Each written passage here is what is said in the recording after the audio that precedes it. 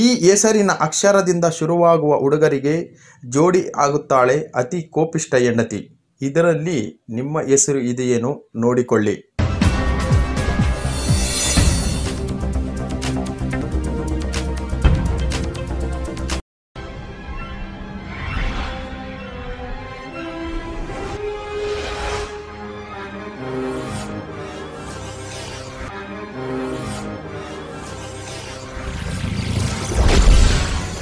ನಮ್ಮ ನಡುವೆ ಕೋಪಿಷ್ಟರ ಸಂಖ್ಯೆಗೇನು ಕಡಿಮೆ ಇಲ್ಲ.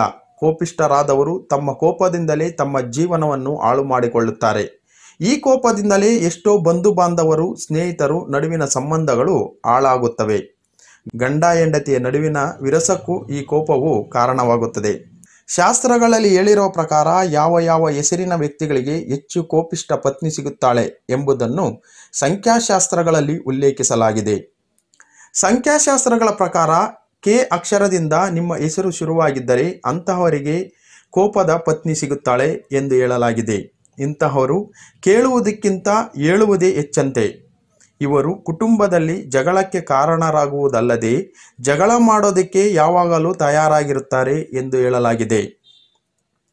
ಇನ್ನು ಎಂ ಅಕ್ಷರದಿಂದ ಶುರುವಾಗುವ ಹೆಸರಿನ ಹುಡುಗರಿಗೂ ಕೋಪದ ಹೆಂಡತಿ ಸಿಗುತ್ತಾಳೆ. ಇವರು ಸಣ್ಣ ಸಣ್ಣ ವಿಚಾರಕ್ಕೂ ಕೋಪ ಮಾಡಿಕೊಳ್ಳುತ್ತಾರೆ. ಸದಾ ಮೂಗಿನ ತುದಿಯಲ್ಲಿ ಕೋಪ ಇರುವ ಇವರನ್ನು ಸಮಾಧಾನ ಮಾಡುವುದು ತುಂಬ ಕಷ್ಟದ ಕೆಲಸ ಎಂದು ಶಾಸ್ತ್ರಗಳು ಹೇಳುತ್ತವೆ.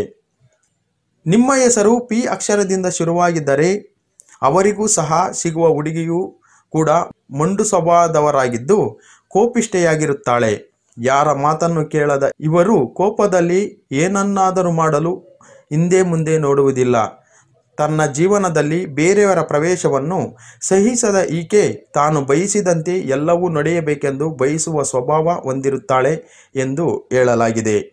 ಮಕ್ಕಳಲ್ಲಿ ಬುದ್ಧಿಶಕ್ತಿ ಏನೇ ಮಾಡಿದ್ರೂ ಸಹ ಹೆಚ್ಚಿಗೆ ಆಗ್ತಿಲ್ಲ ಅನ್ನೋರು ಶಾಸ್ತ್ರದ ಪ್ರಕಾರ ಈ ಸುಲಭ ಪರಿಹಾರವನ್ನು ಮಾಡಿಕೊಳ್ಳಿ. ಅನಾದಿ ಕಾಲದಿಂದಲೂ ನಮ್ಮ ಹಿರಿಯರು ಬ್ರಾಹ್ಮಿ ಪುಡಿ ಅಥವಾ ಸರಸ್ವತಿ ಪುಡಿಯನ್ನು ಹಾಗೂ ಇನ್ನು ಕೆಲವು ಗಿಡಮೂಲಿಕೆಗಳಿಂದ ತಯಾರಿಸಿದ ಪುಡಿಯನ್ನು ಜೇನುತುಪ್ಪದಲ್ಲಿ ಬೆರೆಸಿ ಮಕ್ಕಳಿಗೆ ನೀಡುತ್ತಿದ್ದರು. ಇದು ತುಂಬಾ ಪುರಾತನ ರಾಜಮನೆತನಗಳ ಪದ್ಧತಿಯಾಗಿದ್ದು ಈ ರೀತಿ ಮಾಡುವುದರಿಂದ ಮಕ್ಕಳಲ್ಲಿ ಜ್ಞಾಪಕ ಶಕ್ತಿ ದಿನೇ ದಿನೇ ವೃದ್ಧಿಯಾಗುವುದರಲ್ಲಿ ಎರಡು ಮಾತಿಲ್ಲ. ಈ ರೀತಿಯ ಆಯುರ್ವೇದ ಔಷಧ ಬಳಸುವುದರಿಂದ ಬುದ್ಧಿ ಚುರುಕಾಗುತ್ತದೆ.